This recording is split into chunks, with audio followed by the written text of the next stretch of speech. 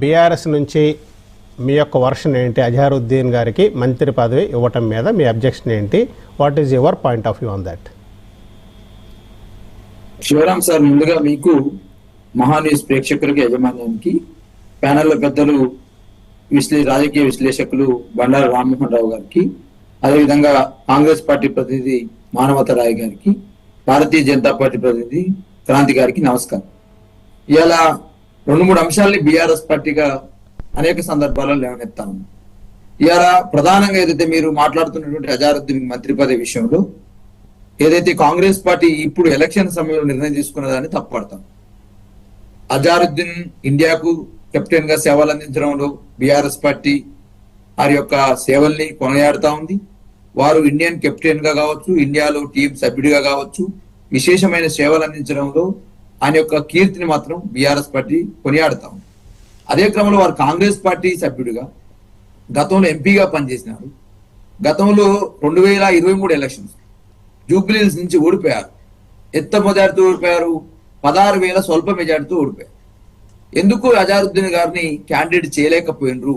ఒకవేళ అజహరుద్దీన్ గారి పట్ల మీకు ప్రేమ ఉన్నట్టయితే మీరు ఎందుకు చేయలేకపోయారు అనే అంశాన్ని స్పష్టంగా బీఆర్ఎస్ పార్టీ అడుగుతాము. ఒకవేళ చేయకపోయినట్టయితే ఇవాళ వివాదాస్పద ఎమ్మెల్సీని ఎందుకు ఇచ్చినారు? గతంలోనే ఆల్రెడీ అలీఖాన్ గారిని ప్రమోట్ చేసినారు, అదేవిధంగా కోహన్ రామ్ గారిని ప్రమోట్ చేసినారు.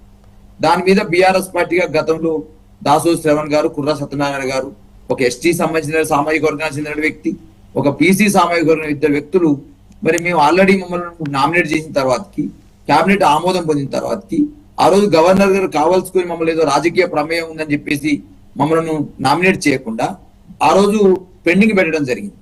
తదనంతరం అధికారంలోకి వచ్చిన కాంగ్రెస్ పార్టీ, రాజకీయ పార్టీతో సంబంధం ఉన్నటువంటి కోదండరామ్ గారు, తను టీజే తెలంగాణ జనసమితి నుంచి పోటీ చేశారు. వాళ్ళు ఒక రాజకీయ పార్టీ సంబంధించిన సభ్యుడు, అనుబంధ సభ్యుడు, వారిని ఎట్లా నామినేట్ చేసినారు.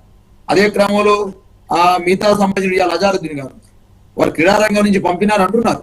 కానీ అదే క్రమంలో వారికి సంబంధించి రాజకీయ సంబంధించిన గతంలో పోటీ చేసినటువంటి అవకాశం కూడా ఉంది.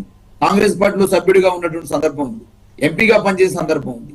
కాబట్టి ఎట్లా మీకు ఈ నామినేట్ అవుతారనే దాని మీద అనేక రకాల అపోహలు ఉన్నాయి. అపోహల నేపథ్యంలో మీరు మీ ఇష్టం, మీ పార్టీ మీరు నామినేట్ చేసినారు, అది గవర్నర్ గారితో ఎట్లా ఆమోదం పొందుతుంది అనే అంశాన్ని పక్కన ఉంచినట్టయితే మరి అలా ఆమోదం పొందే దాని మీద ఒక అనుమానం ఉన్నది. అదేవిధంగా ఎందుకు నామినేటెడ్ ఎందుకు ఇవ్వాల్సి వచ్చింది, వారిని ఎందుకు అభ్యర్థిగా కేటాయించలేకపోయారు, ఓడిపోతారని కేటాయించలేకపోయారు అనే అంశాన్ని స్పష్టంగా బీఆర్ఎస్ పార్టీ అడుగుతా ఉంది. మూడోది ఏదైతే ఉందో, మరి మీరు ఇవాళ ఎమ్మెల్సీగా ఇవాళ నామినేట్ చేసిన సందర్భంలో ఒకవైపు గవర్నర్ గారు ఆమోదించకపోతే భవిష్యత్తులో మరి వీరికి ఎమ్మెల్సీగా అవకాశం ఇవ్వాలంటే 2026లో ఖాళీలు అవుతా ఉంది. కాబట్టి మీరు ఎట్లా 2026 అంటే 6 నెలల లోపులనే మీరు ఎమ్మెల్సీగా ఇవ్వాలి, కాబట్టి ఎట్లా కల్పిస్తారనే దాని మీద కూడా ఇలా ముస్లిం మైనార్టీలలో కావచ్చు, ప్రజలలో కూడా అనుమానాలు తావిస్తూ ఉంది. కాబట్టి ఇవన్నీ అంటే 26లో ఉన్నటువంటి ఖాళీలకి ఈ రోజు ఎమ్మెల్సీగా నామినేట్ చేసి గవర్నర్ ఎమ్మెల్సీ నామినేట్ విషయంలో కొన్ని అపోహలు ఉన్న సందర్భంలో, ఎలక్షన్లు ఉన్న సందర్భంలో మైనార్టీ ఓట్ల కోసం కాంగ్రెస్ పార్టీ కావలసుకుని ఒక మంత్రిత్వ శాఖను ఇస్తుంది అనేటువంటి అంశం అపోహ ఇవాళ ప్రజలలో ఉంది, ముస్లిం మైనార్టీలలో ఉంది. మీరు ఒకవేళ గతంలోనే ఇచ్చినట్టయితే ఎటువంటి అపోహలు లేవు. ఎందుకంటే 22 నెలలు మీ మంత్రివర్గం ఏర్పడి క్యాబినెట్ ని విస్తరించుకునే అవకాశం కావచ్చు, క్యాబినెట్ లో కొత్త వారిని చేర్చుకునే అవకాశం కావచ్చు, ముఖ్యమంత్రి గారికి సర్వాధికారాలు ఉంటాయి. మీరు 22 నెలలు అవుతున్నప్పటికీ ఎందుకు మైనార్టీల పట్ల వివక్షత చూపిరని బీఆర్ఎస్ పార్టీ అడుగుతాం. ఎందుకు ముస్లిం మైనార్టీలకు అవకాశం ఇవ్వలేదని అడుగుతా ఉంది. అనేక సందర్భాలు అడిగినాం. ముస్లిం మైనార్టీతో పాటు ఇలా 300 కాపులు సామాజిక వర్గం సంబంధించినటువంటి ఇవాళ మంత్రివర్గంలో లేరు, యాదవ కుర్మ సోదరులు ఇవాళ మంత్రివర్గంలో లేరు, లంబాడీలు మంత్రివర్గంలో లేరు. ఈ రోజు ముస్లిం మైనార్టీల మంత్రివర్గంలోకి వచ్చి గతంలో లేరనేటువంటి అంశాన్ని అనేక సందర్భాలు బీఆర్ఎస్ పార్టీ లేవనెత్తి మరి ఇన్ని రోజులు చేయకుండా ఎలక్షన్ల సమయంలోనే ఎట్లా చేసిరు అనే దాని మీదనే వివాదాస్పదం అండి. అజహరుద్దీన్ తీసుకోవడం ఎటువంటి అభ్యంతరం లేదు. బీఆర్ఎస్ పార్టీ ముఖ్యమంత్రిగా వారికి విశేష అధికారాలు ఉన్నాయి, దాంట్లో అభ్యంతరం లేదు. కానీ ఇవాళ ఎలక్షన్ సమయంలో రేపు నవంబర్ 11వ తారీఖు ఎలక్షన్ ఉంది, మీరు ఈ సమయంలో ఎందుకు తీసుకోవాల్సి వచ్చింది అనే అంశాన్ని స్పష్టంగా బీఆర్ఎస్ పార్టీ మైనార్టీ వర్గాలకు చెప్తా ఉన్నాము. మీ మీద ప్రేమ లేదు, ఓన్లీ ఎలక్షన్ లో మీ ఓటు బ్యాంక్ కోసం మీకు ప్రయత్నం చేసింది అనే అంశాన్ని స్పష్టంగా ప్రజల ముందు ఉంచుతున్నాం. ప్రజలు రేపు 11వ తారీఖు తేలుతారనే అంశాన్ని బీఆర్ఎస్ పార్టీ నమ్ముతా ఉంది. రెండో అంశం కూడా నేను అడుగుతా ఉన్నాను సార్. ఇవాళ అజహరుద్దీన్ గారు అనేక సందర్భాలు బీఆర్ఎస్ పార్టీ సంబంధించి వారి ఎస్సీఏ పైన ఎస్సీఏలో కొన్ని ఆరోపణలు ఉన్నవి. అదేవిధంగా అనేక సందర్భాల్లో వారి పట్ల ఇప్పుడు వారి మీద అనేక రకాల ఆరోపణలు ఉన్నవి, నేను కాదంటే ఆరోపణలు ఇవాళ కోర్టులలో తేలాల్సిన అవసరం ఉంది, దాని మీద కోర్టు తేలుస్తుంది. ఇలా బీఆర్ఎస్ పార్టీగా మేము అడిగేది ఏంటంటే, గతంలో బీఆర్ఎస్ పార్టీగా మైనార్టీలకు మేమేం చేయగలిగినాము?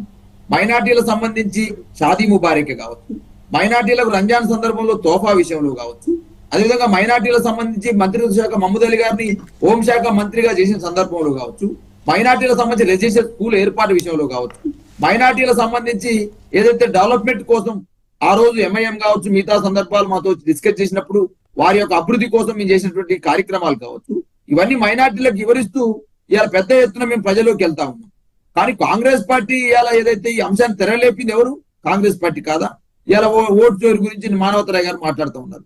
దేశవ్యాప్తంగా మీ నాయకుడు రాహుల్ గాంధీ గారు మాట్లాడుతూ ఉన్నారు కదా, రాజ్యాంగాన్ని చేతులు పట్టుకొని ఇలా ఓటు చోరు జరిగింది, బీహార్ లో 63 లక్షల ఓట్ల పైచలకు తీసేసారని మీరే మాట్లాడుతున్నారు కదా. మరి ఈ విధంగా దేశవ్యాప్తంగానే మీరు ఓటు చోరు గురించి మాట్లాడతారు. జూబ్లీ హిల్స్ లో సుమారు 23 నుంచి 25,000 ఓట్లు కొత్తగా చేర్చిర్రు, ఎట్లా చేర్చిన అంశం మీద బీఆర్ఎస్ పార్టీ మేము లేవనెత్తినాం. ఆ లేవనెత్తిన అంశాలు ఒకవేళ తప్పైనట్టయితే ఒప్పైనట్టయితే చీఫ్ ఎలక్టరల్ ఆఫీసర్ చూస్తాడు. ఎందుకు కొన్ని చోట్ల 23 ఓట్లు, 33 ఓట్లు, 43 ఓట్లు ఎందుకు నమోదైనవి? ఒకే అడ్రస్ మీద ఎందుకున్నవి? ఒకే ఎపిక్ నెంబర్ మీద 2-3 కార్డులు ఉన్న సందర్భం. బాలరాజు గారు చాలా ప్రశ్నలు వేశారు. మరి మానవతారాయ్ గారు సమాధానం చెప్పాలి వాటన్నిటికీ. ఇప్పుడు మీరు 5-6 ప్రశ్నలు ఒకేసారి వేశారు. ఆ లోపల బండారు రామ్మోహన్ రావు గారి దగ్గర ఒక్కసారి వెళ్ళి అప్పుడు మానవతారాయ్ గారి దగ్గరికి వెళ్దామండి. రామ్మోహన్ రావు గారు, 3 పార్టీల